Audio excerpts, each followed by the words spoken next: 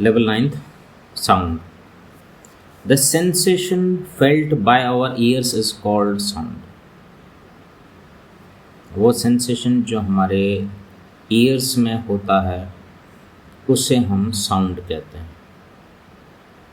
Sound is a form of energy. ये एक किस्म की एनर्जी है. एनर्जी मतलब इस चीज़ से आप कोई काम करवा सकते हैं. Energy, ability to do work. Energy का मतलब एबिलिटी टू डू वर्क, यानी कि ऐसी चीज़ जिससे हम कोई काम कर सकते हैं, करवा सकते हैं. तो sound is a form of energy. तो साउंड भी एक प्रकार की एनर्जी है. Sound is that form of energy which makes us here. अब साउंड किस प्रकार की एनर्जी है? ये उस प्रकार की एनर्जी जिसकी वजह से हम सुन पाते हैं.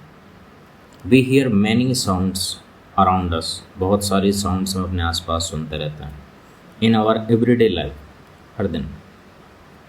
Eight home we hear the sounds of our parents. घर में पेरेंट्स की आवाज़ सुनते हैं, टॉकिंग टू अस, जब वो बातें करते हैं. We also hear the sounds of telephone bells. Telephone bells की भी आवाज़ सुनते हैं, रेडियो के सुनते हैं, टेलीविज़न की, स्टीरियो सिस्टम के, मिक्सर ग्राइंडर की एंड वॉशिंग मशीन के भी. At school we hear the sounds of our teachers. Teachers की आवाज़ सुनते हैं, क्लासमेट्स की सुनते हैं, और स्कूल बेल्स की सुनते हैं. We hear the sounds of scooters. हम स्कूटर्स की आवाज़ सुनते हैं, साउंड सुनते हैं, मोटरसाइकिल्स की, कार्स के, बसेस के and trucks on the road. And the sound of a flying aeroplane. और उड़ता हुआ एरोप्लेन होता है, उसकी भी साउंड हम सुन पाते हैं या सुनते हैं. Is heard from the sky. आसमान से सुनाई देती है. At a music concert we hear the sounds produced by various musical instruments. किसी म्यूज़िक कंसर्ट पे, वहाँ पर जहाँ पे म्यूज़िक बजाया जा रहा होता है, म्यूज़िक कंसर्ट, वहाँ पर कई प्रकार के म्यूज़िकल इंस्ट्रूमेंट्स की साउंड हम सुनते हैं. Sitar, veena, violin, guitar, tanpura, piano, harmonium, flute, shehnai, tabla and cymbals etcetera. इन सभी प्रकार के अलग अलग म्यूज़िकल इंस्ट्रूमेंट्स की आवाज़ों को हम उन जगह पर सुनते हैं. कहाँ? म्यूज़िक कंसर्ट कहीं पर होता है तो etcetera. And in a garden. Garden में we hear the sounds of chirping of birds. Birds का चहचहाने को हम सुनते हैं. अभी भी जो आप सुन रहे हैं वो साउंड एनर्जी है की वजह से सुन पा रहे हैं. Sound travels in the form of waves. Next topic, sound waves की फॉर्म में ट्रैवल करते हैं. साउंड एक जगह से दूसरी जगह जा रहा है तो वैसे हिलते हिलते हिलते जा रहा है. इस प्रकार से ऐसे टेढ़े मेढ़े हिल के जा रहा है.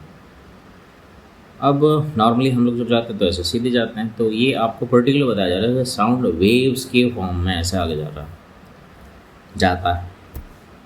तो a wave is vibratory disturbance in a medium. किसी मीडियम में, पानी में, पानी से जा रहा है, हवा से जा रहा है, पैदल ज़मीन से जा रहा है. जैसे माना पानी के ज़रिए जा रहा है तो पानी मीडियम हो गया, किस जरिए जा रहा है. तो यहाँ पर a wave is a vibratory disturbance in a medium. किसी मीडियम में जिसके ज़रिए जा रहा है, उस मीडियम में एक किस्म का वाइब्रेशन के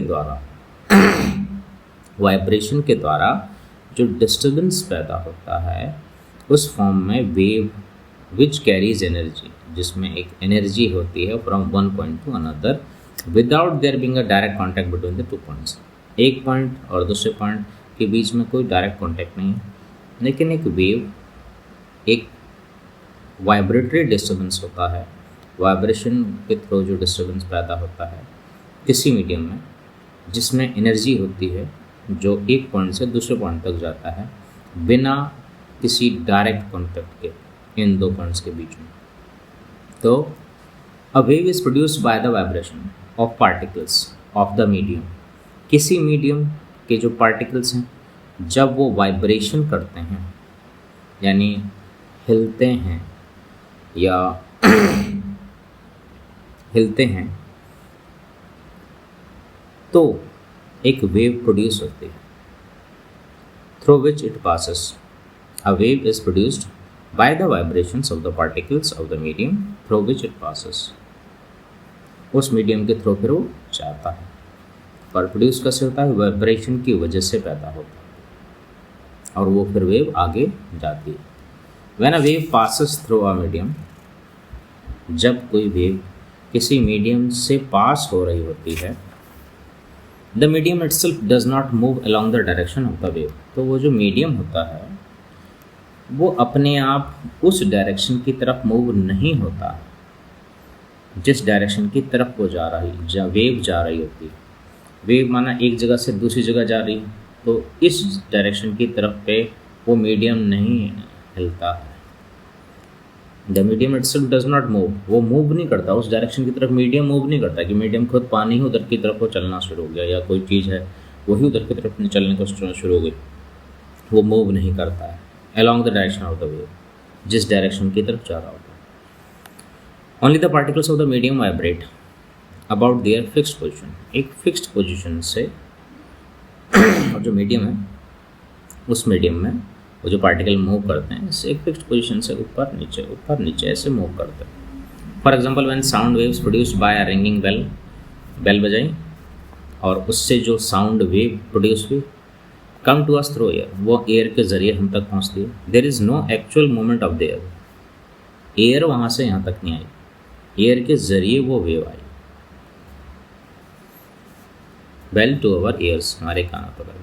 only the sound energy travels, सिर्फ वो साउंड एनर्जी वहाँ से यहाँ तक आई, travels through the vibration of their molecules, हवा के जो मॉलिक्यूल्स थे उनके वाइब्रेशन मतलब एक पोजीशन कोई भी एक पर्टिकुलर पोजीशन उससे ऊपर नीचे इस प्रकार से मूव करना, that is called vibration.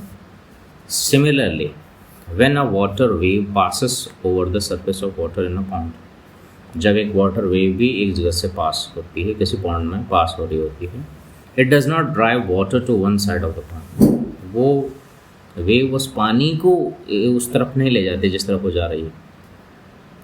Only the water molecules vibrate up and down about their fixed position, सिर्फ वो जो पानी के मॉलिक्यूल होते हैं वो सिर्फ ऊपर नीचे से कर रहे होते हैं, वो किसी तरफ जा नहीं रहे होते अलग से। There are two types of waves, waves भी दो किस्म के होती हैं, एक होती है लॉन्गिट्यूडिनल वेव्स और दूसरी ट्रांसवर्स वेव्स। तो अब next topic, sound waves are longitudinal waves. Sound waves longitudinal waves होती हैं। अब ये लॉन्गिट्यूडिनल वेव्स क्या होती हैं, इसको पढ़ते हैं। A wave in which the particles of the medium vibrate back and fourth in the same direction in which the wave is moving is called a longitudinal wave. अब यहाँ पर ऐसी वेव जो जिसमें in which particles of medium, जिस medium से वो wave जा रही है उसके पार्टिकल वाइब्रेट करते हैं, हिलते डुलते हैं, back and fourth in the same direction. तो जिस डायरेक्शन की तरफ जा रही है वेव उसी डायरेक्शन की तरफ पार्टिकल्स, मीडियम के पार्टिकल्स, जिस मीडियम से वो जा रही है वेव उस मीडियम के पार्टिकल्स उसी डायरेक्शन में आगे पीछे आगे पीछे आगे पीछे आगे पीछे इस प्रकार से मूव करता है। ठीक है, वो पार्टिकल्स मूव करते हैं, जा नहीं रहे पार्टिकल आगे लेकिन उसी डायरेक्शन में इस प्रकार से जब वो वेव गुजरती है तो तब ये पार्टिकल्स उसी डायरेक्शन में, जिस डायरेक्शन में वो वेव जा रही है उसी डायरेक्शन की तरफ पे आगे पीछे ऐसे मूव करते हैं, वाइब्रेट करते हैं, बैक एंड फोर्थ, इस बात को बैक एंड फोर्थ करते हैं in the same direction in which the wave is moving, जिस डायरेक्शन में जा रही है। इज कॉल्ड, ऐसी वेव जो होती है उसे लॉन्गिट्यूडिनल वेव कहते हैं। A longitudinal wave has been illustrated in figure this. The direction of wave has been shown. Okay, horizontal plane. The direction of vibration of a particles is along AB parallel to the direction of wave. Okay, that is the particles of medium vibrate back and forth in the horizontal direction. Please note that longitudinal waves can be produced in all the three media. Longitudinal wave तीनों प्रकार के media में produce हो सकती है। कौन कौन से? सॉलिड, लिक्विड और गैस, तीनों में हो सकती है लॉन्गिट्यूडिनल वेव्स। इसका मतलब है कि जो दूसरी वेव थी कौन सी थी? ट्रांसवर्स वेव, शायद वो किसी मीडिया में नहीं प्रोड्यूस हो सकती है। तो लेकिन जो लॉन्गिट्यूडिनल वेव है ये तीनों प्रकार के मीडिया में, मीडिया लिखा होता है, मीडियम जैसे कहते हैं, उसमें होती है। सॉलिड, लिक्विड, गैस, तीनों में ये वेव प्रोड्यूस हो सकती है। We will now describe the formation of longitudinal waves in a spring और स्लिंग। स्प्रिंग या स्लिंकी में इसको देखते हैं। A long flexible spring which can be compressed और extended easily is called slinky. अब ये स्लिंकी क्या चीज़ होती है? लंबी फ्लेक्सिबल मूव कर सकने वाली spring which can B compress, जो कंप्रेस भी हो सकती है और एक्सटेंड इजीली, खींच भी सकती है आसानी से, उसे स्लिंकी कहते हैं। आपने देखा होगा। The waves which travel along a spring, अब वो वेव जो स्प्रिंग के ज़रिए या जो स्लिंकी के ज़रिए ट्रैवल करती है एक जगह से, व्हेन इट इज़ पुश्ड, जो उसको ऐसे पुश किया जाता है, and pulled at one end, या तो उसे पुल करें या पुश करें, आर लॉन्गिट्यूडनल वेव, तो उसमें फिर वो आगे पीछे इस प्रकार से करती है। ठीक है, तो ऐसी वेव भी लॉन्गिट्यूडनल वेव होती है। स्प्रिंग स्लिंकी, उसको जब हम पुश या पुल करते हैं किसी भी एक एंड से, किसी भी एक लास्ट कोने से खींचते हैं या ऐसे धक्का मारते हैं, तो वो जो ऐसे आगे पीछे ऐसे करके आगे जाती है, तो वो लॉन्गिट्यूडनल वेव है। Before we discuss this further, it is necessary to understand the words compression and rarefaction. Compression पिचक जाना, rarefaction खिंच जाना, खुल जाना ऐसे। ठीक है, जैसे कोई स्प्रिंग है वो ऐसे पिचका दी तो ये दिस इज कंप्रेशन, एंड ऐसे बाहर को गई तो rarefaction उसे कहते हैं। Applied to the spring. The normal position of a spring has been okay. In a spring, a compression is that part in which the coils are closer together than normal.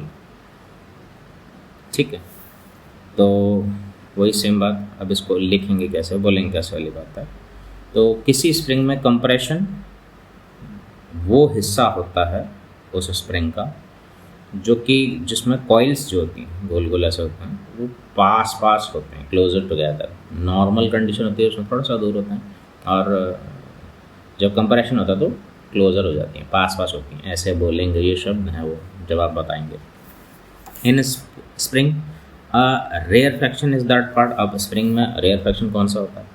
That part in which the coil are farther apart than normal. Normally ऐसे हैं, पर जब rare fraction की बात कर रहे हैं तो तब वो ऐसे दूर उन्हें कर रखा है या हो रखा है, तो इस कंडीशन को हम रेयर फ्रैक्शन कहेंगे। We will now describe how longitudinal waves are formed on a spring.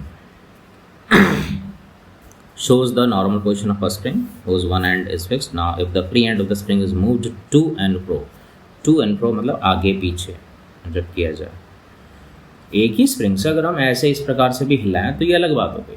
ठीक है, ये अलग ढंग से हो गया। इसको टू एंड फ्रो ऐसे नहीं, जब आगे पीछे ऐसे किसी चीज़ को कर रहे हैं तो तब ठीक है, जिस डायरेक्शन की तरफ वो वेव जा रही है उसी डायरेक्शन की तरफ हम ऐसे आगे पीछे कर रहे हैं तो उसे हम टू एंड फ्रो मोशन कहते हैं।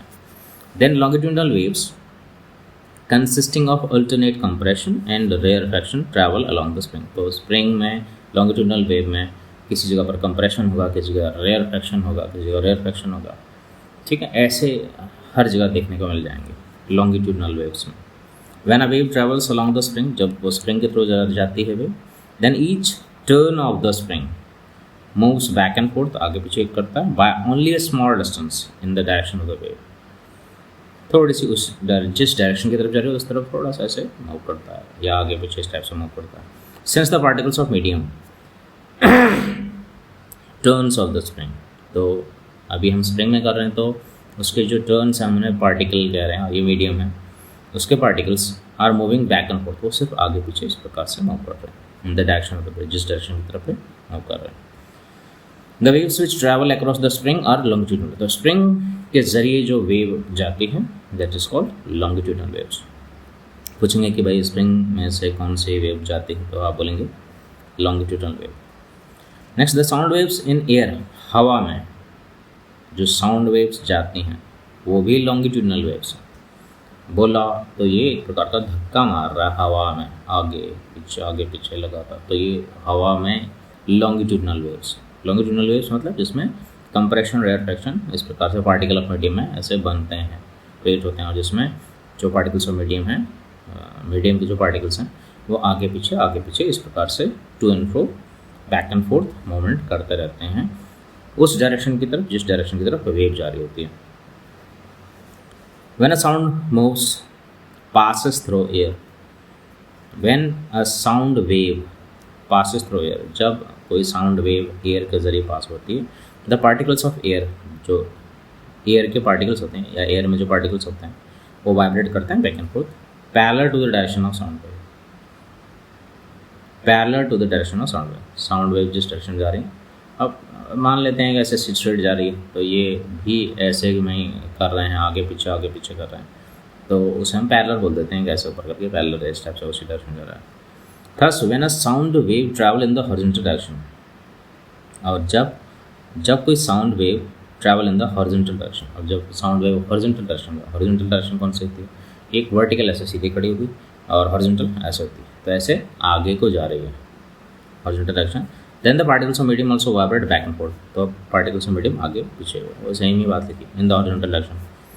Please note that the waves produce in air, हवा में जो वेव्स प्रोड्यूस होती हैं, व्हेन अ गिटार वायर, अब गिटार बजाया आपने टिंग टिंग, गिटार वायर या सितार वायर, तानपुरा वायर या violin wire is plucked are longitudinal, उसमें भी जब हम उसको बजाते हैं ऐसे टिंग टिंग, तो उसमें भी जो साउंड वेव प्रोड्यूस होती है वो आगे पीछे जाती है, ठीक है, वो भी लॉन्गिट्यूडनल वेव है। तो इन सभी जो गिटार वायर्स जितनी भी होती हैं, इनमें भी लॉन्गिट्यूडनल वेव ही प्रोड्यूस होती है, बिकॉज दे आर, क्यों, क्योंकि because they are okay longitudinal waves, because they are sound waves. Then क्योंकि वो उस डायरेक्शन में इस प्रकार से मूव करते हैं, मूवमेंट का तरीका ही उसको हम लॉन्गिट्यूडनल वेव बोल रहे होते हैं कि किस प्रकार से जा रहे होता है, वो एनर्जी किस प्रकार से जा रही है। We know that when a longitudinal wave travels in a medium, जब कोई लॉन्गिट्यूडनल वेव किसी मीडियम में ट्रैवल करती है, then the particles of the medium, तब उस मीडियम के जो पार्टिकल्स हैं वाइब्रेट बैक एंड फोर्थ, वो आगे पीछे बैक एंड फोर्थ वाइब्रेट करते हैं, हिलते हैं, इन द सेम डायरेक्शन, उसी डायरेक्शन की तरफ इन which the wave travel.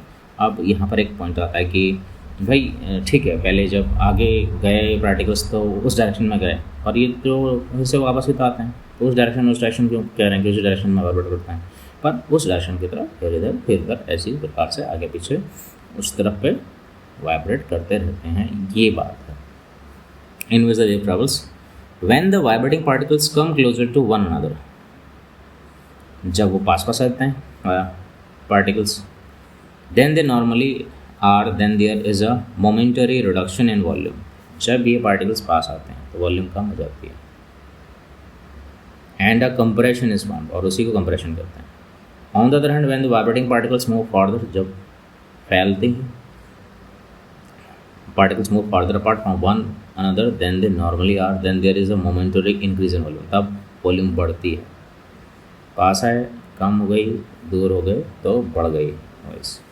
And a rarefaction is found, और नीचे ना उस और पार्टिकल से दूर हुए तो rarefaction is found. A compression is that part of a longitudinal wave, तो लॉन्गिट्यूडनल वेव का कंप्रेशन वो पार्ट है in which the particles of the medium, किसी भी मीडियम के particles closer to one another हो जाते हैं, then they normally are, normally ऐसे हैं माना पार्टिकल्स ऑफ मीडियम कहीं ऐसे पड़े हुए हैं, ठीक है, या रुके हुए हवा में पार्टिकल्स हैं, तो ऊपर साउंड वेव ट्रैवल हुई, तानपुरा बजाया, कुछ बजाया, तो सितार वायर से वो कुछ कर दिया आपने, ठीक है, तो प्लग किया उनको, तो जो साउंड वेव प्रोड्यूस हुई तो उसने ऐसा पैदा किया कि उसने धक्का मारा, तो कंप्रेशन हो गया, फिर रेयर फ्रैक्शन, कंप्रेशन रेयर, फिर ये वेव आगे चले जाती है।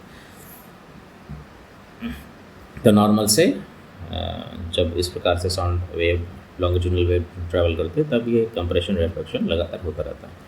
And there is a momentary reduction in the volume of the medium, और जब कंप्रेशन होता है तो वॉल्यूम बढ़ जाती है। तो figure okay.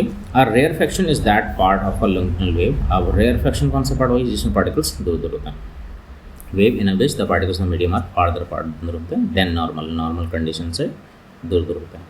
And there is a momentary increase in the volume, और थोड़ा सा वॉल्यूम बढ़ जाती है जब रेयर फ्रैक्शन होता है। Another point to be noted is that in a compression, एक दूसरा पॉइंट और कंप्रेशन में there is a temporary increase in the density of the medium. अब ठीक है भाई, जब पार्टिकल्स थे, जब कंप्रेशन हुआ तो कंप्रेशन में पार्टिकल्स पास आ गए तो डेंसिटी बढ़ गई। डेंसिटी मतलब घनापन बढ़ गया, ठीक है, किसका बढ़ गया, पार्टिकल्स का, पास आ गए तो डेंसिटी बढ़ गई। अभी एक बात और बता रहे हैं कि इस आधार पर भी कुछ बात बता रहे हैं। Density of the medium, and in rarefaction घट जाएगी, दूर दूर चले जाएंगे ना particle. There is a temporary decrease, हल्का सा temporary decrease in the density of the medium, density घट जाती है, through which the longitudinal wave passes. When the density of medium increases, अब डेंसिटी ऑफ मीडियम जब बढ़ जाती है, फिर से वही वाली बात, प्रेशर बढ़ जाता है, it's pressure also increases, pressure बढ़ जाता है। And when the density of the medium decrease, जब डेंसिटी मतलब पार्टिकल दूर हो गए तो डेंसिटी घट गई, घनापन घट गया, then its pressure also decrease, तो उसका प्रेशर भी घट जाता है। So we can also say that the compression is a region, तो इससे हम अभी प्रेशर को रिलेट कर रहे हैं। कंप्रेशन वो रीजन है, हाई प्रेशर कंप्रेशन कौन सा रीजन है, जहाँ पर हाई प्रेशर होता है, ठीक है। whereas rarefaction is a region जहाँ पर लो प्रेशर डेवलप होता है। From the okay we conclude that a longitudinal wave consist of compression and rarefaction travelling through medium. तो लॉन्गिट्यूडनल वेव में कंप्रेशन और रेयर फ्रैक्शन होते हैं जो मीडियम में लगातार ट्रैवल करते हैं। There are also another type of waves called transverse wave. इसके अलावा एक और वेव होती है, उसका वेव का नाम होता है ट्रांसवर्स वेव। अब wave in which the particles of the medium vibrate up and down. अब इसमें पार्टिकल्स, अब वेव जा रही है इधर सामने की डायरेक्शन में, तो जा ऐसे सामने को रही है, पर ये पार्टिकल कहाँ को मूव कर रहा है, ऊपर नीचे ऊपर नीचे ऊपर नीचे। कमाल बात है। अब यहाँ पर ये कंडीशन नहीं आ रही है कि भले अब जैसे एक प्रकार का पुश सा लग रहा था, अब यहाँ पर भी कुछ है, ये वेव जा रही है, बट ये वेव जा रही तो इसके पार्टिकल्स उधर जाने के बजाय जिस और जा रही है उधर पार्टिकल वहाँ जाने के बजाय ऊपर नीचे ऊपर नीचे ऊपर नीचे ऐसे ऐसे होता रहता है, थोड़ा अजीब है। फिर भी देखते हैं आगे, फिर क्या है। A wave in which the particles of the medium vibrate up and down. अब अप एंड डाउन कर रहे हैं तो भाई जा रही सीधी है और ये पार्टिकल ऊपर नीचे वाइब्रेट कर रहे हैं, तो सीधी जा रही है और ये ऊपर नीचे जा रहे हैं, तो ये 90 डिग्री बोल देते हैं। तो हम इसे बोलते हैं up and down at right angles to the direction in which the wave is moving, ठीक है। राइट एंगल पर पार्टिकल्स के मीडियम के particles up and down move कर रहे हैं, ऐसी वेव को ट्रांसवर्स वेव कहते हैं, ठीक है। बताएंगे, पूछेंगे आपसे कि भाई बताइए ट्रांसवर्स वेव क्या होती है या लॉन्गिट्यूडनल वेव्स क्या होती है। तो आप पहले बताएंगे भाई जिस डायरेक्शन में जा रही है वेव, जा रही है जिस डायरेक्शन में, तो अगर जिस डायरेक्शन में जा रही है और जो जिस मीडियम से जा रही है उसके जो पार्टिकल्स हैं वो अगर अप एंड डाउन मूव करते हैं, राइट एंगल पर मूव करते हैं, तो ऐसे ट्रांसफर्स हो गई। पर उसी डायरेक्शन में आगे back and forth to and fro कर रही है तो वो लॉन्गिट्यूडनल हो गई। तो ये ट्रांसवर्स वेव हो गई जिसमें 90 डिग्री पर करती है, वेव जा रही है जिस डायरेक्शन की तरफ जा रही है वेव उस डायरेक्शन के राइट एंगल पर, यानी ज़्यादा करिए ऊपर नीचे वो वाइब्रेट करना शुरू करे, तो ऐसे को हम ट्रांसवर्स वेव कहते हैं। ऐसी वेव को ट्रांसवर्स वेव कहते हैं जिसमें ये क्वालिटी होती है। और transfer waves then okay particle, okay ठीक है। So this is a transfer, okay. Transverse waves can be produced, ये इस प्रकार की जो ट्रांसवर्स वेव होती है ये सिर्फ प्रोड्यूस हो सकती है only in solids and liquids. ये सिर्फ सॉलिड्स में हो सकती है या लिक्विड्स में हो सकती है, बट नॉट इन गैसेस। ये गैसेस में नहीं होती। तो ठीक है भाई, ट्रांसवर्स वेव सिर्फ दो में हो सकती है, सॉलिड में और लिक्विड में हो सकती है। तो और आगे देखते हैं। The waves produce by moving one end of a long spring. अब स्प्रिंग पकड़ ली फिर से या स्लिंगी पकड़ ली, उसको अप एंड डाउन करने लग गए, तो उसमें भी वो अप एंड डाउन तो कर रहा होता है, लेकिन वो वेव आगे को बढ़ती चली जाती है ना, वो एनर्जी आगे को बढ़ती चली जाती है। वो तो स्प्रिंग तो वहीं की वहीं रहती है, लेकिन वो आगे वेव आगे बढ़ती जाती है rapidly. Whose other end is fixed, कहीं पर फिक्स कर रखा है स्प्रिंग को या स्लिंग को कहीं फिक्स करा, और यहाँ से आपने एक बार ऊपर नीचे से कर दिया, वो अपने आप ही चलेगा। रस्सी में भी होता है, रस्सी भी ऐसे करते हैं। तो ये वेव जो गई इससे ट्रांसवर्स वेव कहते हैं। वेव गई सीधे, लेकिन जो उसके पार्टिकल थे जिसके जरिए जा रही है ये पार्टिकल ऊपर नीचे जा रहा है, ठीक है। अब ये बात अलग है कि हमने उसे ऊपर नीचे किया, तो भाई आपने ऊपर नीचे किया, लेकिन जो चीज़ को आपने जहाँ भेजना था वो तो वहाँ चलेगी ना, ठीक। देन द ट्रांसवर्स वेव, पर उसको नाम बदल दिया वाली बात है, ट्रांसवर्स वेव कर दिया कि भाई ऐसे जाए तो ट्रांसवर्स वेव कहते हैं इसको। A transverse wave produced on a slinky, okay ठीक है। Next, as the wave passes along the slinky in the horizontal direction, तो horizontal direction फिर से सेम, वर्टिकल ऐसा होता है, horizontal ऐसे आगे की तरफ horizontal direction की तरफ जो बढ़ता है स्लिंकी से या स्प्रिंग से। The particles of slinky vibrate up and down, तो स्लिंकी के जो पार्टिकल्स हैं अप एंड डाउन ऐसे हो रहे होते हैं at right angle to the direction. अब ऐसे ऊपर नीचे हो रहे होते हैं, फिर से वही बात नया राइट एंगल, ये समझ में नहीं आता ना, कई बार बोलते हैं भाई right angle to the direction of wave, भाई जिस डायरेक्शन की तरफ वेव जारी होती है उसके 90 डिग्री पर वो पार्टिकल्स मूव कर रहे होते हैं। ठीक, एक बात। Next the water waves. Water waves को रिपल्स कहते हैं, formed on the surface of water. वही पानी पत्थर मारो ऊपर नीचे करता है ना वो, तो लेकिन वेव तो आगे बढ़ती है, किसी डायरेक्शन में बढ़ती है। Formed on the surface of water in a pond are also transverse waves, वो भी ट्रांसवर्स वेव होते हैं। This is because of the fact that in a water wave the molecules of water moves up and down in the vertical direction. Then the wave travels in a horizontal direction along the water surface. Since the water molecules vibrate up and down at the same place, therefore a cork or leaf placed on the surface of water moves up and down at the same place as the water wave moves across the surface of the pond. पानी में पत्ता वत्ता कुछ भी रख दो वहाँ पर जो उस पर तैर सके, और आपने फिर पत्थर वत्थर मार दो भले, तो वो वेव तो आगे चले जाएगी। वो पत्ता जो उसके ऊपर आपने रखा या कोई भी चीज़ जो तैर रही हो अप एंड डाउन ही करते रहेगी। ये बात कहना चाह रहे हैं कि ट्रांसवर्स वेव्स जब जा रही है तो ऐसा होता है। The shape of transverse waves transverse water waves produce on the surface of water is just like those formed on a slinky. Slinky में भी ऐसा ही होता जब हमने ऐसे किया था। Thus when a stone is dropped in a pond of water, pond में पत्थर फेंको, transverse water waves are produce on the surface of water. तो सरफेस ऑफ वाटर में, सरफेस उसकी जो सतह है ऊपर, उस पर ट्रांसवर्स वेव प्रोड्यूस होती है। ठीक है, क्योंकि वो एक जगह से दूसरी जगह जा भी तो रही है ना, पर जो उस मीडियम के जो पार्टिकल है वो तो वहीं के वहीं रह रहे हैं, पर वेव जा रही है, वेव आगे पीछे ट्रैवल कर रही है। इवन द लाइट वेव्स, अब यहाँ पर एक आध बात, जो लाइट की वेव्स होती हैं, लाइट भी आ रही होती है ना, ये भी वेव की फॉर्म में ट्रैवल होती है। तो लाइट की वेव भी और रेडियो वेव्स भी ये ट्रांसवर्स वेव है। अब रही बात, वही डायरेक्ट तो दिखता नहीं, अब एक्सपेरिमेंट किया होगा उन्होंने तो पता होगा कि लाइट की वेव्स भी ऐसी ही होती हैं, कि लाइट की वेव्स में भी जब लाइट जा रही होती है तो सेम ऐसा ही होता होगा कि मोमेंट अप एंड डाउन होते हैं पार्टिकल के, बट लाइट वेव आगे बढ़ जाती हैं। और रेडियो वेव्स में भी ऐसा होता है। We know that when a transverse wave travels horizontally in a medium, हालांकि अब ये बात आती है कि काश ऐसा हो पाए कि हम लोग देख पाएँ कि लाइट वेव्स जो हैं वो जब आगे जा रही हैं तो particles of medium up and down जा रहे हैं। ठीक है, सोच सकते हैं अगर आप इसको इमेजिन करें तो। हाँ, और रेडियो वेव्स में भी रेडियो वेव्स जा रही हैं आगे को, लेकिन particles of medium up and down होकर। ठीक है, we know that when a transverse wave travel horizontally, अब हमें पता है कि भाई हॉरिजॉन्टली जब जा रही हैं transverse waves in a medium में, तो particles of medium vibrate up and down, particles के मीडियम अप एंड डाउन करते हैं in a vertical direction. When the vibrating particles move upward above the line of zero disturbance, अब भाई मान लेते हैं कि भाई जब जा रही है वेव आगे को जा रही है, तो एक ऐसी प्लेस जब वो डिस्टर्ब नहीं हुई, यानी वो जो पार्टिकल्स हैं मीडियम के वो हिल डुल नहीं रहे, तो उस लाइन को बोल दिया zero disturbance, line of zero disturbance.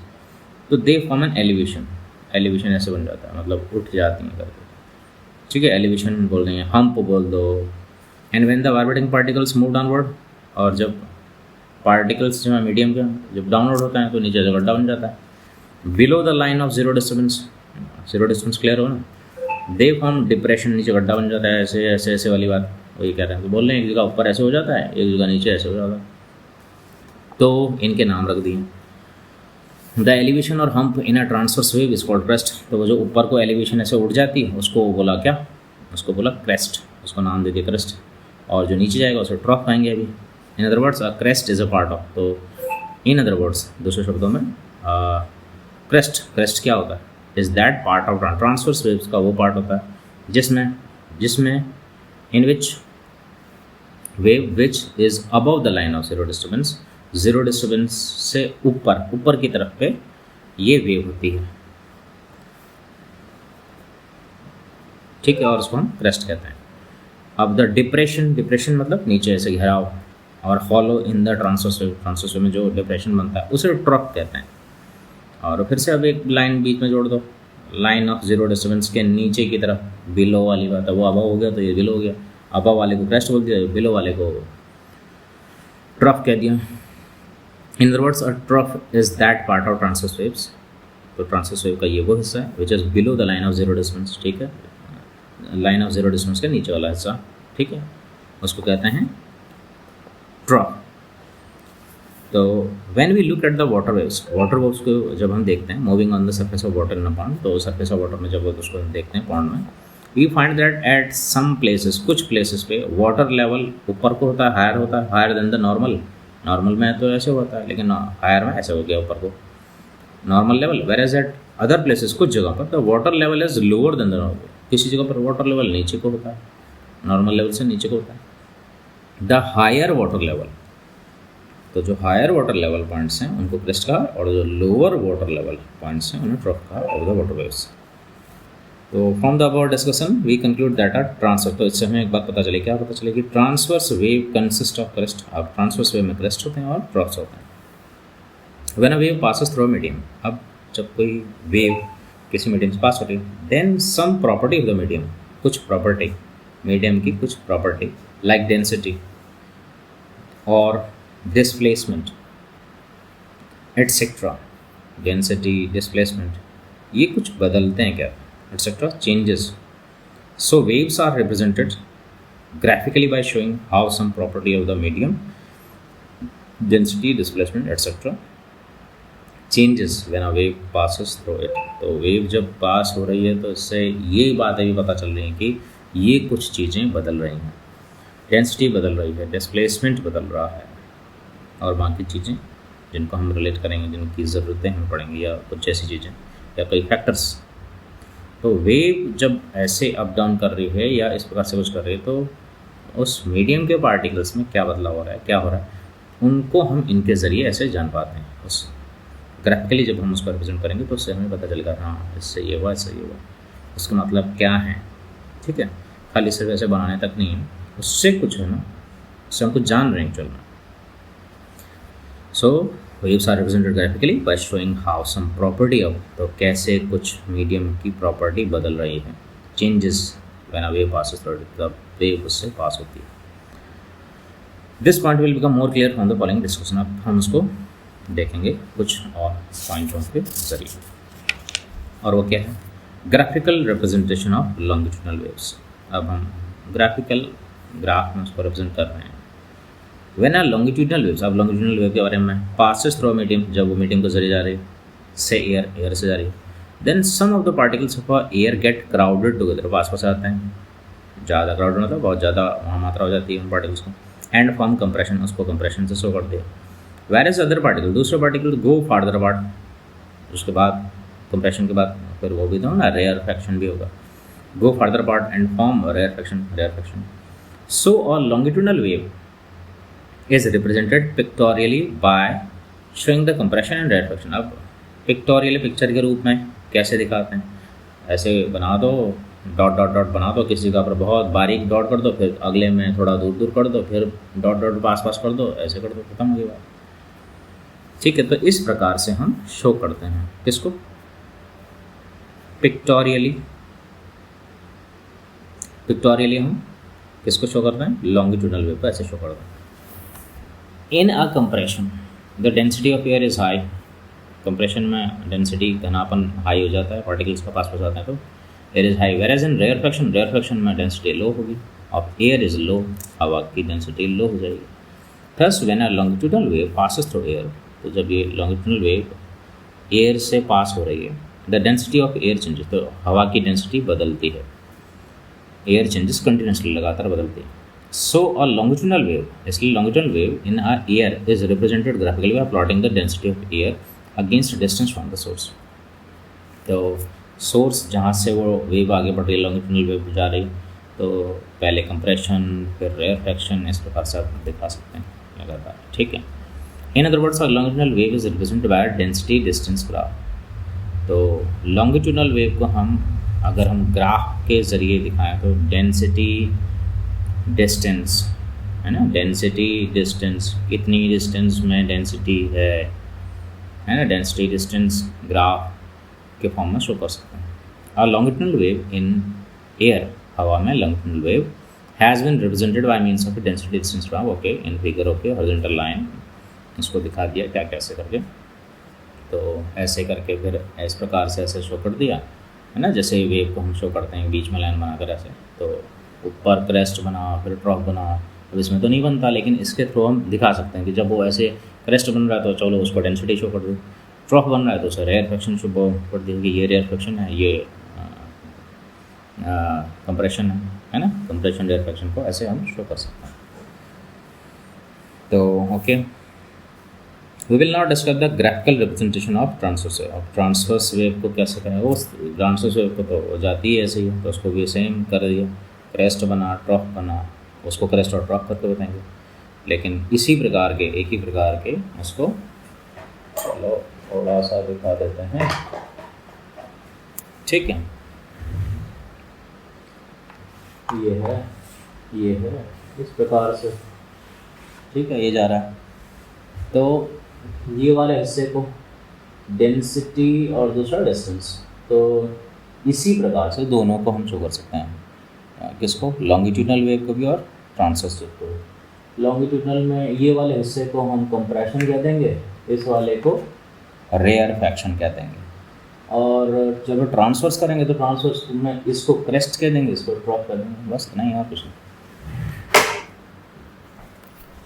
तो through a medium some particles of the medium displaced above the line of zero distance whereas other are displaced below the line of zero distance, वही वाली बात जो पहले बोला।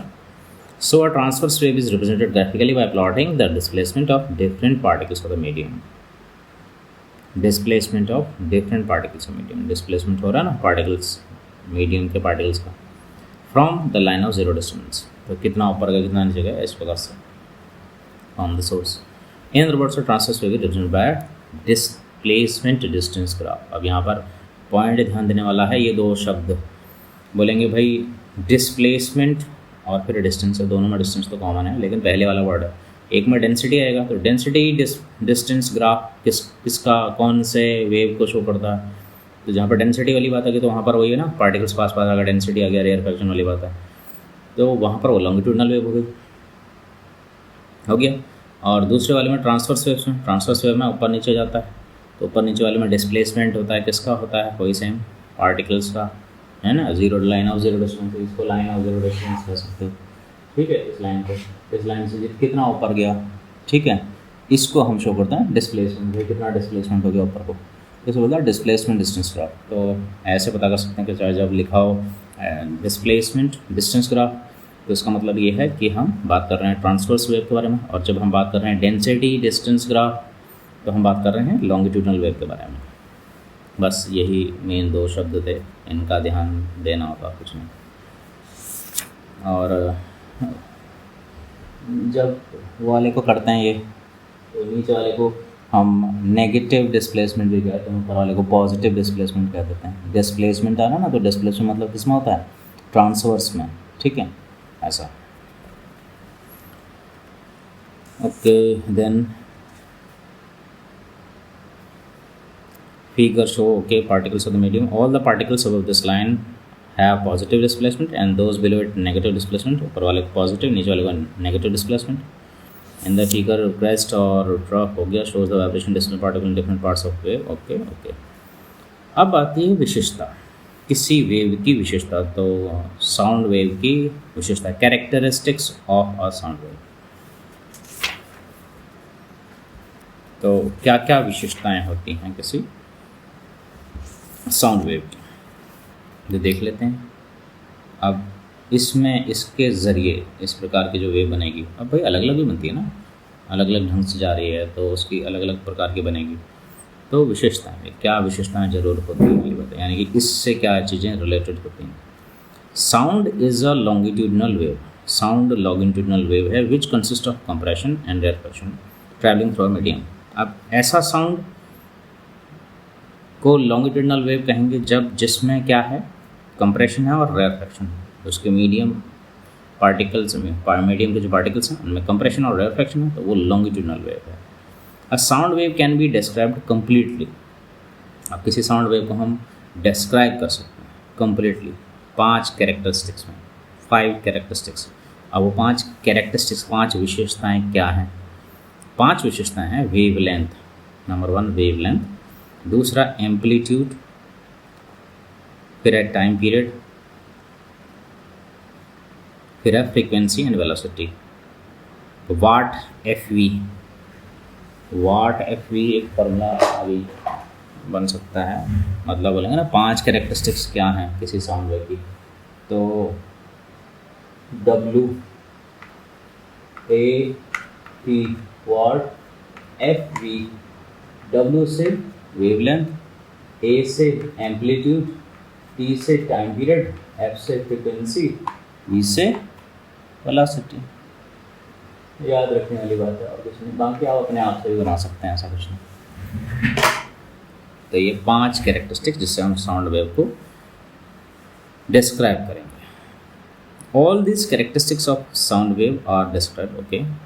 तो consider the longitudinal sound. अब हम एक लॉन्गिट्यूडनल साउंड ले रहे हैं, A B C D E,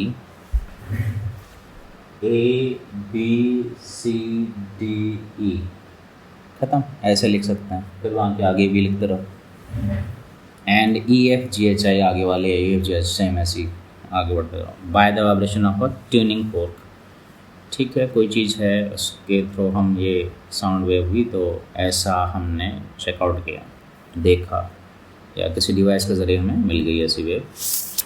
the first sound wave start from the normal density position A and after going through compression हुआ, B तक पहुँचा, along ABC, ठीक है, कंप्रेशन हुआ, फिर रेयरफेक्शन होगा, फिर ये बोलते जाओ, जब आप कंप्रेशन शो कर रहे हो तो ये 3 पॉइंट बोलो, फिर रेयरफेक्शन है तो ये बोलो, ठीक है, ये rarefaction along CDE, it returns to the normal density position, फिर से यहाँ से घूम के यहाँ पर आ गए, E returns to the normal density हो गई, कुछ नहीं हो रहा भाई, ऐसे ही है normal density position. Thus the portion ABCD, वो पूरा ABCDE तक represents one complete sound wave. तो अब इसमें हम एक साउंड वेव कहाँ से कहाँ तक होती है, यहाँ से लेकर यहाँ तक, एक क्रेस्ट और एक ट्रफ दोनों मिलकर, अब वैसे तो घुमा लो तो एक सर्कल बनता है, थोड़ा पहचानने वाली बात, तो यहाँ तक के, ठीक है, एक क्रेस्ट एक ट्रॉफ, सीधी बात है, चाहे लॉन्गिट्यूडनल ले लो चाहे ट्रांसवर्स ले लो, दोनों में ये क्रेस्ट और ट्रॉफ दोनों मिलकर एक कंप्लीट साउंड वेव बनाते हैं। The next sound wave starts from point A, फिर उसके आगे से अगली साउंड वेव प्रोड्यूस स्टार्ट होती है, E and goes up to point I, फिर आप ABCD आगे करते रहो एंड सो ऑन आगे। थस द ये figure shows 2 complete sound wave, इसमें 2 लगाओ 3 लगाओ, sound wave from A to E something, okay, ठीक है, ABCD करते रहो। We will now describe the wavelength amplitude. अब इसमें हम कुछ बताने वाले, वो 5 विशेषताएं वेवलेंथ बताने वाले हैं कि वेवलेंथ क्या कैसे वाली बात है, इसमें हम कहाँ कहाँ बोले, एम्पलीट्यूड किस बात को बोले, टाइम पीरियड हमारा कहाँ है क्या है, फ्रीक्वेंसी कहाँ है, वेलोसिटी, तो इसमें हम बताएंगे अभी क्या है। Wavelength, the minimum distance in which a sound wave repeats itself is called its wavelength. कम से कम वो डिस्टेंस जिसमें एक साउंड वेव रिपीट कर रही है अपने आप को, वेवलेंथ। अब यहाँ से भाई लेंथ देखी जाए, मान ले इसको पकड़ लेते हैं, तो यहाँ से लेकर अब एक का स्टेप ड्रॉप ना यहाँ खत्म हुआ, तो यहाँ से लेकर कि यहाँ की लेंथ हो गई, वेवलेंथ हो गई, है ना, क्योंकि इतने के बाद वो फिर से रिपीट करते हैं। पर अलग अलग चीज़ों में किसी कम होती है कहीं ज़्यादा होती है, तो उसका फ़र्क अलग हो गया ना, ठीक है, कहीं पर वेवलेंथ ज़्यादा है कहीं कम हो रही है, वो डिपेंडेंसी जब आप आगे स्टडी करेंगे तो कोई चीज़ सेम तो नहीं ना, है ना, अलग अलग चीज़ें होती हैं।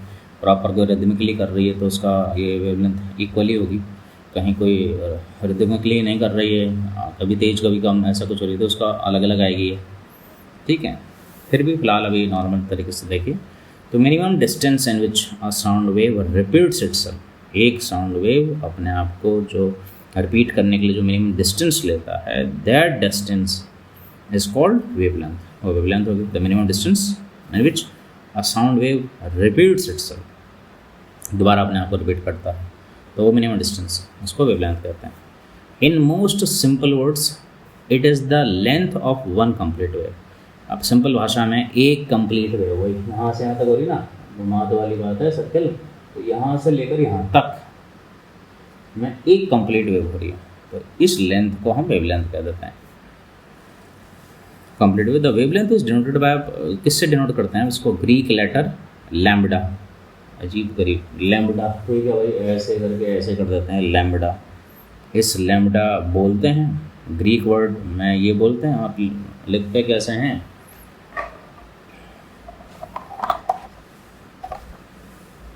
लिखते ऐसे फिर ऐसे कर दें, ठीक है, लैम्बडा सीधी लाइन है ऐसे इस टाइप से कर दें, ठीक है, ऐसे कर दिया फिर ऐसे कर दिया, उल्टा वाई जैसा लगता है। फिर in a sound wave the combined length of a compression and an adjacent rarefaction is called its wavelength. किसी भी साउंड वेव में अब दूसरे शब्द वाली बात आती है, कंबाइंड लेंथ ले लो, कंप्रेशन और रेयरफैक्शन, कंप्रेशन ऊपर वाला रेयरफैक्शन नीचे वाला, मान रहे हैं ऐसा, तो उसके आधार पर हम लोग ऐसे लेते हैं। तो ऊपर वाले को कंप्रेशन बोल दिया, नीचे वाले को रेयरफैक्शन बोल दिया, तो यहाँ से लेकर यहाँ तक की कंप्लीट लेंथ, ठीक है। अब लेंथ कई बार ऐसा आता है भाई यहाँ से लेकर यहाँ तक की ये सीधी बात हो रही है या इसकी लेंथ हो रही है, अभी आएगा इसके बारे में देखेंगे। तो combined length of compression and adjacent rarefaction is called its wavelength. For example, तो ठीक है वहाँ पर दे रखा है the length of compression is A C, अब फिलहाल ये ले रखा है कंप्रेशन की ए सी हो गई, ए सी मतलब यहाँ से लेकर यहाँ तक, फिर यहाँ से अभी कंप्रेशन का यहाँ तो हो गया, रेयरफैक्शन का यहाँ से हो गया, यहाँ तो यही लेंथ, तो हम क्या बोलते हैं, वेवलेंथ।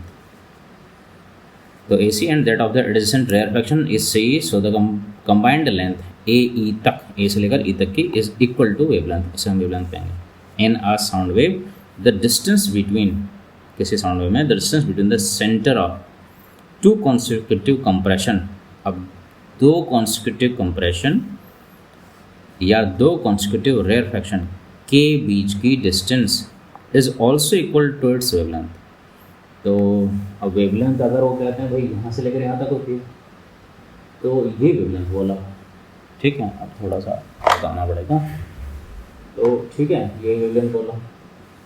अब वो जो अगली बात कह रहे हैं कि दो कॉन्सिक्यूटिव कंप्रेशन, ये रहा कंप्रेशन, ये रहा कंप्रेशन, इनके सेंटर पकड़ लो, तो इसका सेंटर ये रहा, यहाँ से सीधी लाइन खींचो यहाँ तक, यहाँ से ये दूसरा कंप्रेशन, ये रहा कंप्रेशन, सीधी लाइन नीचे खींचो यहाँ तक, यहाँ से लेकर यहाँ तक की डिस्टेंस भी यहाँ से लेकर यहाँ तक की डिस्टेंस के बराबर ही होती है, ये बात कह रहे हैं।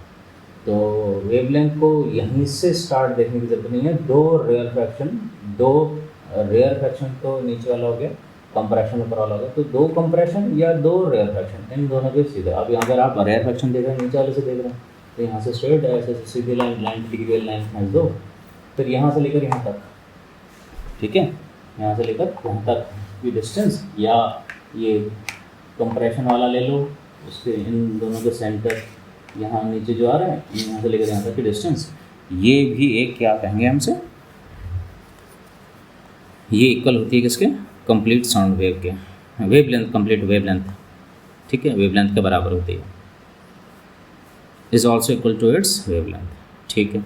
The distance between the centre of two consecutive compression, और ठीक है wavelength sound okay between the centre of the consecutive rarefaction, ठीक, मीन्स वेवलेंथ हम ऐसे भी देखते हैं। Then please note that the distance between the centre of compression, compression का सेंटर ले, एंड एन एडजेसेंट रेयरफैक्शन, अब कंप्रेशन का सेंटर और उसी के ठीक बगल का अगला रेयरफैक्शन की distance, rarefaction is equal to, अभी वो हाफ हो गया ना, हाफ हो गया, वो बात लिख रखी है, ये कंप्रेशन यहाँ से और रेयरफैक्शन ये यहाँ से यहाँ तक का, ये आधा हो गया लैम्डा का, लैम्डा मतलब माना यदि हम कंप्रेशन के सेंटर, दो कंप्रेशन सेंटर के दूरी को कह रहे हैं, ये वेवलेंथ हो गई दूसरे तरीके से।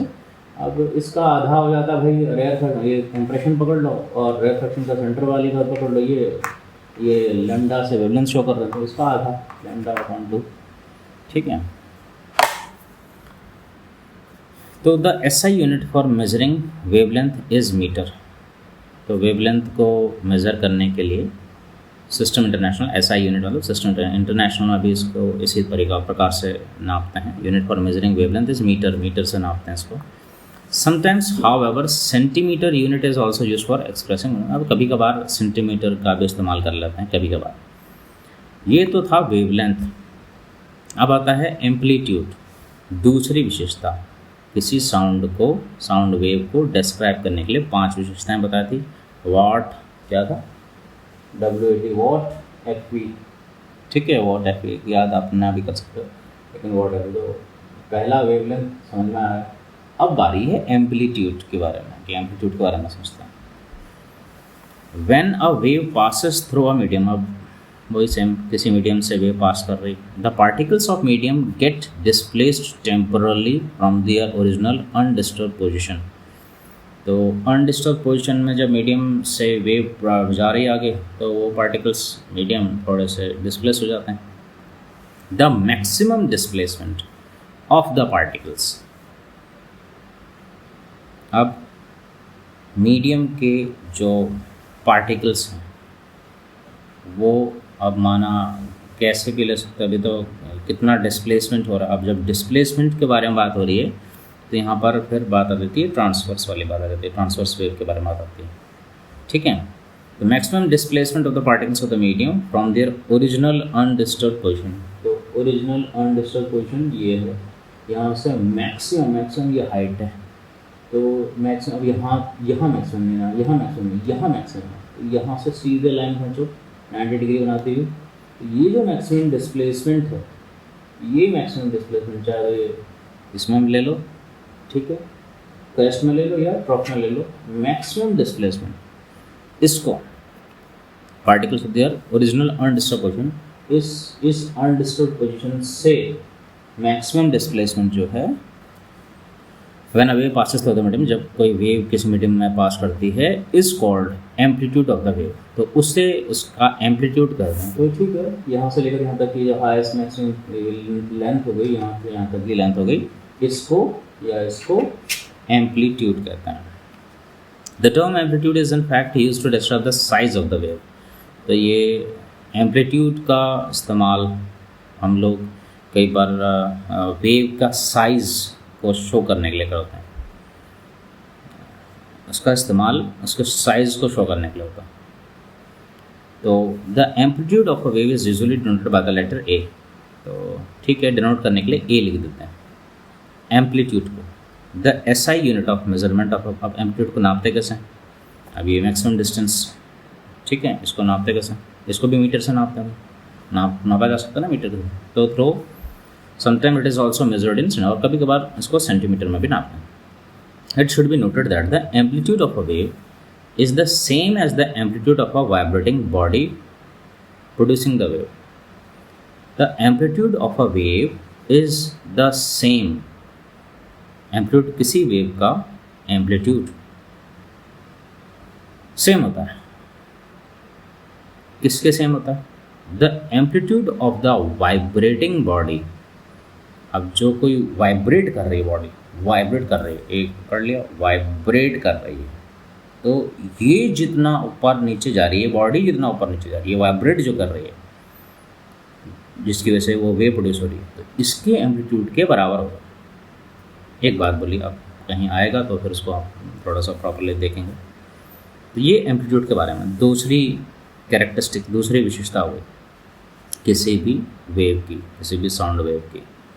टाइम पीरियड, तीसरी विशेषता कि टाइम पीरियड ये क्या है, ये क्या बात है भाई, टाइम, ओके, टाइम पीरियड एक समय।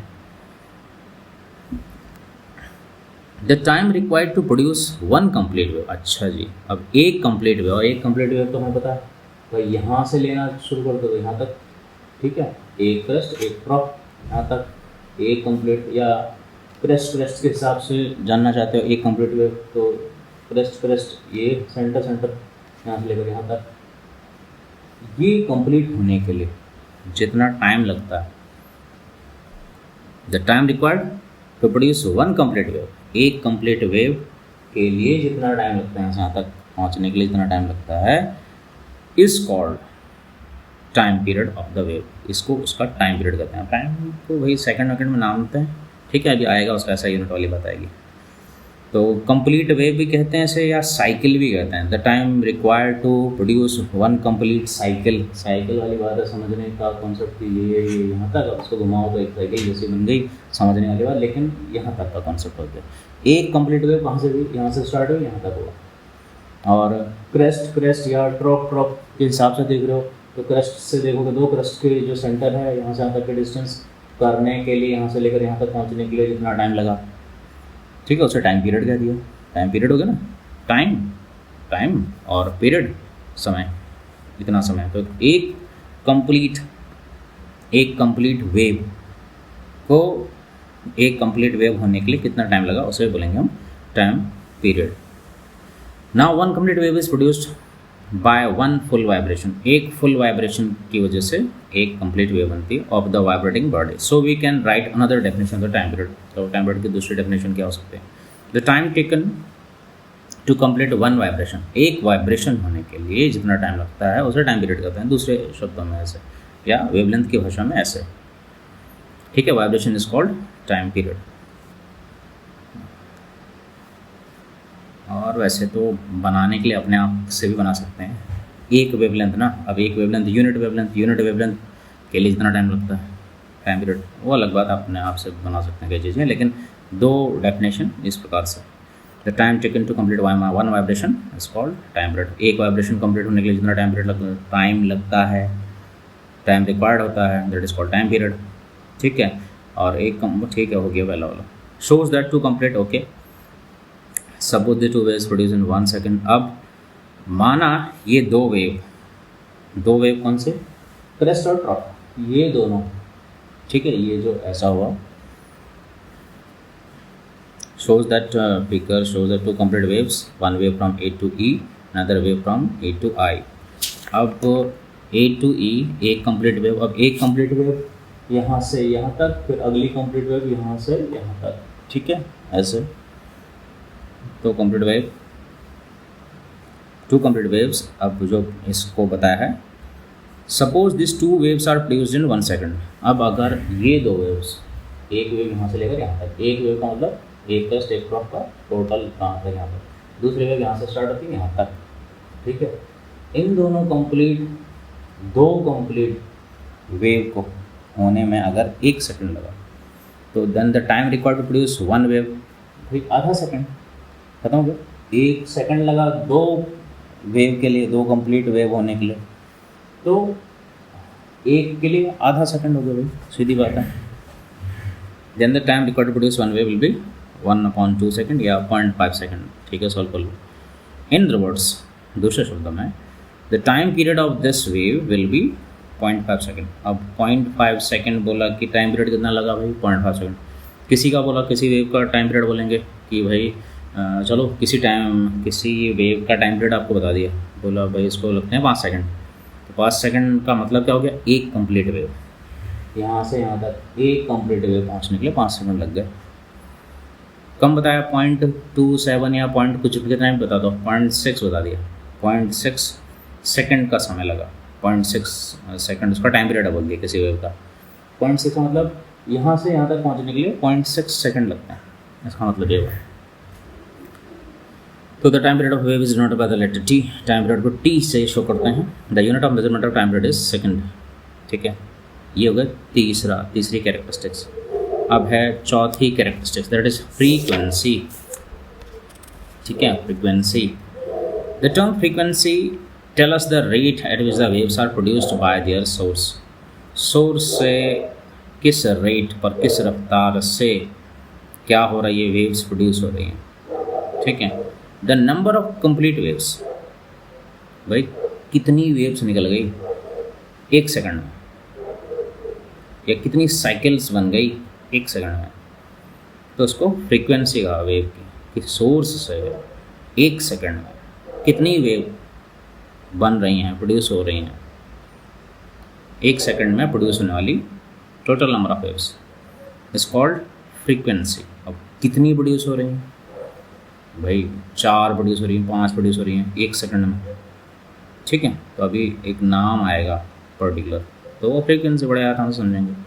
Since one complete wave is produced by one full vibration, एक वाइब्रेशन हुआ तो एक वेव बनी, एक फुल वाइब्रेशन ये है, ऊपर गया फिर नीचे गया हो गया,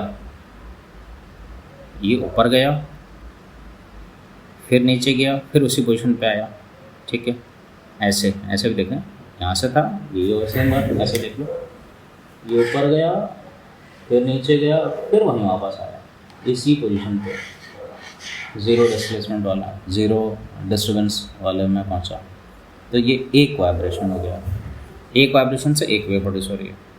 since one complete wave is produce by one full vibration of the vibrating body, so vibrating body vibrate हो रही है तो उससे वेव प्रोड्यूस हो रही है। So we can also say that the number of vibration per second, एक second में कितनी वाइब्रेशन हो रही है या एक सेकेंड में कितनी वेव प्रोड्यूस हो रही है, इज कॉल्ड फ्रीक्वेंसी। अब फ्रीक्वेंसी अब कैसे पता करें भाई, मान लिया 10 वेव प्रोड्यूस हो रही है एक सेकंड में, तो इस बात को बोलेंगे कैसे, लिखेंगे कैसे, तो शॉर्टकट तरीका देखते हैं। If 10 complete waves are produced in 1 second, अब अगर 10 कंप्लीट वेव एक सेकंड में हो रही हैं, then the frequency of wave will be 10, अब उसको क्या बोलेंगे, हर्ट्स बोलते हैं सर, 10 हर्ट्स, या इसको दूसरे शब्दों में 10 साइकिल्स पर सेकंड कहते हैं, या साइकिल बोल सकते हो, 10 साइकिल है ना, यहाँ से ये फिर इसको घुमाओ तो यहाँ पे जो जुड़ जाएगा ऐसे साइकिल पर सेकंड, ठीक है, इसका मतलब ये है। लेकिन कितनी भी 10 में 50 होगी, चलो एक सेकंड में 50 होगी तो 50 हर्ट्स, 50 हर्ट्स का मतलब 50 वेव बन रही है, कंप्लीट वेव बन रही है, ठीक है, या 50 कंप्लीट वेव बन रही है मतलब 50 बार उसका वाइब्रेशन हो गया, ठीक है, कंप्लीट वाइब्रेशन हो गया। तो ऐसे अब वाइब्रेशन और ये साइकिल, पूरा साइकिल या फिर ये इसको बताएं कैसे, हर्ट्स से, हर्ट्स का मतलब भाई इतनी बार इतनी कंप्लीट वेव कंप्लीट हो गई एक सेकंड में, लेकिन टाइम कितना है, एक सेकंड, तो एक सेकंड से वो क्या बताएगा, फ्रीक्वेंसी। तो number of complete waves, number of waves complete, अब जब वेव्स यहाँ बोल रहे हैं यहाँ तो इसका मतलब कंप्लीट वेव्स ही हैं, ठीक है। तो number of waves produced in 1 second is called its frequency. 20 hertz frequency, इसका मतलब 20 वेव्स प्रोड्यूस हो गई, और जब वेव्स अभी हम बोल रहे हैं तो कंप्लीट वेव्स ही हैं, ठीक है, या और एक वेव एक वाइब्रेशन को, एक कंप्लीट वाइब्रेशन को शो करते हैं, ठीक है। तो क्या produce in second, then the frequency of the waves will be 10 hertz, 10 cycle, but the frequency of is fixed and does not change even when it passes through different substances. अब ये कहते हैं the frequency of a wave, किसी wave की frequency is fixed and does not change even when it passes through different substance, अलग अलग substance से पास कर रही है, पर अगर फ्रीक्वेंसी फिक्स्ड है तो the SI unit of frequency is hertz which is written as Hz। A vibrating body emitting 1 wave per second, कोई वाइब्रेटिंग बॉडी एमिटिंग 1 वेव पर सेकेंड, अगर एक वेव पर सेकेंड हुई है, एक सेकेंड में एक वेव हो रही है, तो is said to have a frequency of 1 hertz, तो 1 hertz. In other words 1 hertz is equal to 1 vibration per second, हो गया ना, हर्ट्स मतलब इतने वाइब्रेशन हो गए या इतनी वेव प्रोड्यूस हो रही है एक सेकेंड में। Sometime however a bigger unit of frequency is called kilo hertz, तो कभी कभार हर्ट्स की बिगर यूनिट होती है किलो हर्ट्स, किलो मतलब हज़ार हर्ट्स, एक सेकंड में 1000 वाइब्रेशन या 1000 वेव्स प्रोड्यूस हो गई, किलो हर्ट्स। किलो हर्ट्स को लिखते हैं के स्मॉल के कैपिटल H फिर small z, KHZ, kilo hertz is also used. Kilo hertz मतलब 1000 hertz. The frequency of wave is denoted by the letter, frequency को F, स्मॉल f से show करता है। तो in some books they use, कुछ books में v, small v को nu कह देते हैं, न्यू, किसको शो करने के लिए, फ्रीक्वेंसी को, ठीक है भाई, एक सेकंड में कितनी वेव हो रही है, न्यू बोल दो या हर्ट्स बोल दो, ठीक है।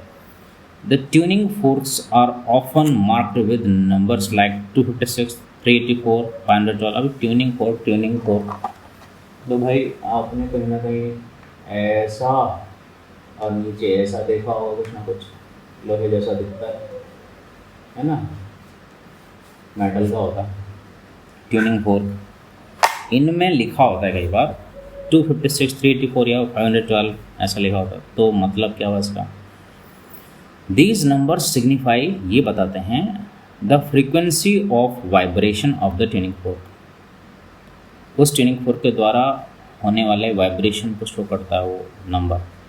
जैसे example, tuning fork of frequency 256, आप किसी ट्यूनिंग फोर्क में 256 लिखा हुआ है, इसका मतलब means that it prongs will make 256 vibration per second. जब उसको हम टन ऐसे कुछ करते हैं, इससे स्टॉप करते हैं, तो उससे जिसमें 256 लिखा होता है वो 256 वाइब्रेशन करता है 1 सेकेंड में। आप वेव के सेंस में बोलेंगे तो 256 वेव्स पर सेकेंड, 1 सेकेंड में 256 वेव्स प्रोड्यूस होते हैं per second. And emit 256 complete sound waves per second. वही बात, when hit on a hard surface, किसी हार्ड सरफेस पर हिट किया तो उतनी 256 प्रोड्यूस होते हैं। It should be clear by now that the frequency of wave is the same as the frequency of the vibrating body. तो frequency उतनी ही होती है जितनी वो वाइब्रेट होता है, जितना वाइब्रेट हो रहा है उतनी ही फ्रीक्वेंसी उसकी है विच प्रोड्यूसेस द वेव। ठीक, तो रिलेशन बिटवीन टाइम पीरियड और फ्रीक्वेंसी, एक वेव को कंप्लीट होने में जितना समय लगता है वो टाइम पीरियड था ना। अब एक सेकंड में, अब एक सेकंड में कितनी वेव हो गई, अब एक सेकंड में एक ही हुई, तो टाइम पीरियड और फ्रीक्वेंसी दोनों बराबर होगी एक प्रकार से, अगर हम एक एक वाली बात आती देखते हैं क्या है। तो relation between time period and frequency, frequency time period, अब थोड़ा बहुत समझने वाली बात है कि टाइम पीरियड तो टाइम को बताता है भाई, समय को बताता है। समय को क्या बताता है, समय को बताता है भाई कितना समय लगा एक वेव के लिए। और फ्रीक्वेंसी बताता है भाई फ्रीक्वेंसी कितना फ्रीक्वेंट है, एक सेकंड में कितनी वेव आ रही हैं। The time required to produce one complete wave is called time period of the wave. तो ठीक है, टी सेकंड्स मान लेते हैं। तो कोई वेव, कोई suppose the time period of a wave, किसी वेव का टाइम पीरियड कुछ टी सेकंड्स मान लेते हैं भाई, 5 सेकंड हो सकता है, 10 सेकंड हो सकता है, शॉर्टकट में चलो टी सेकंड्स बोल दिया, कैपिटल टी सेकंड्स बोल दिया। तो number of produce T seconds में नंबर ऑफ वेव्स प्रोड्यूस्ड 1 मान लेते हैं, 1 हो गया। तो इन 1 सेकंड, तो एक सेकंड में नंबर ऑफ वेव कितनी प्रोड्यूस हो जा रही हैं, 1/t। कितनी वेव प्रोड्यूस हो जा रही हैं, तो वो 1/t हो गया।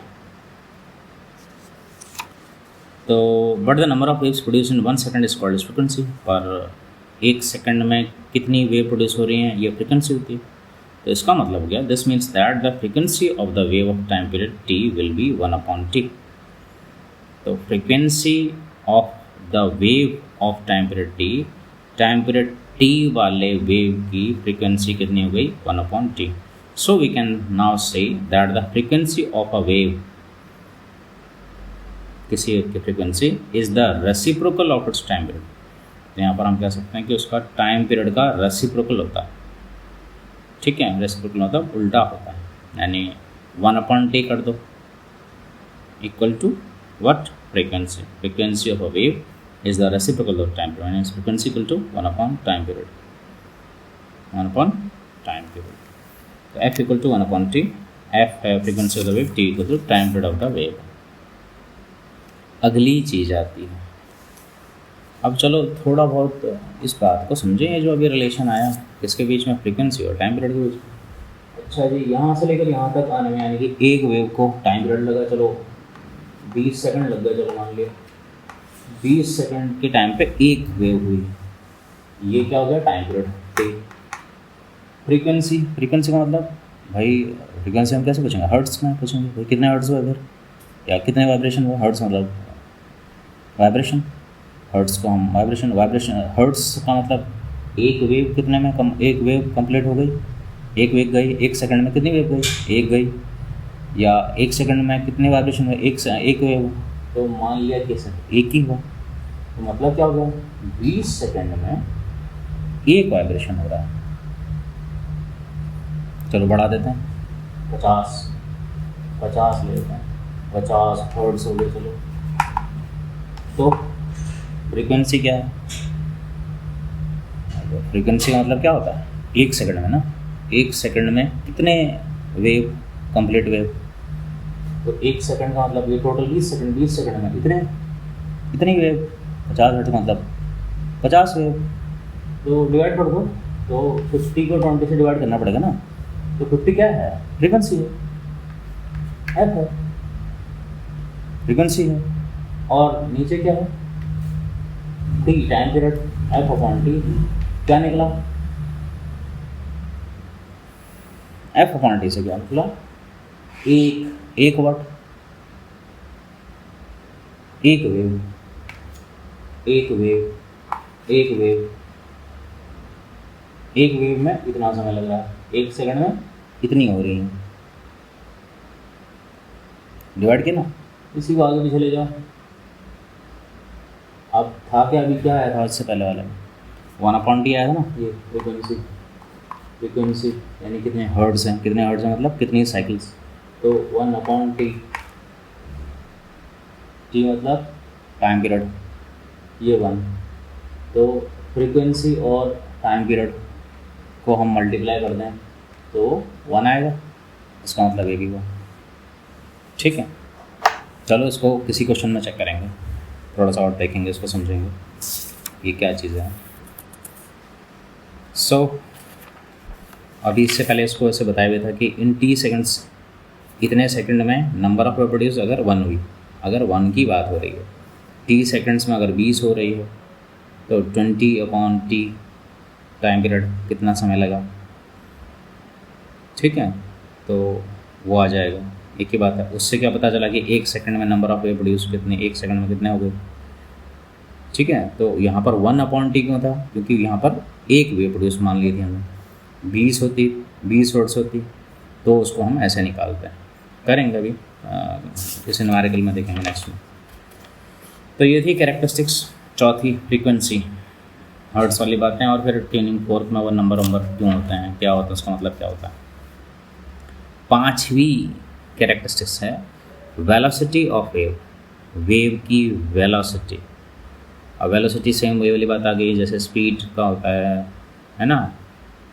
स्पीड क्या चीज़ होती है, वेलोसिटी क्या होती है। तो यहाँ पर वेलोसिटी हम कैसे करेंगे? तो distance travelled by a wave in 1 second, unit time में कितना डिस्टेंस है ना, यूनिट टाइम में कितना डिस्टेंस, यूनिट टाइम में कितना डिस्प्लेसमेंट। आपको पहले हम स्पीड में कैसे करते थे, यूनिट टाइम में कितना डिस्टेंस और उससे हम स्पीड बोलते थे, और यूनिट टाइम में कितना डिस्प्लेसमेंट उसको हम वेलोसिटी बोलते थे। तो यहाँ पर के लिए हम उसको डिस्टेंस, यहाँ स्ट्रेट डिस्टेंस को यहाँ पर यूज़ कर रहे होते हैं, इसलिए यहाँ पर डायरेक्ट हम डिस्टेंस का इस्तेमाल करते हैं, पर्टिकुलर कोई डिस्प्लेसमेंट नहीं बोल रहे होते हैं।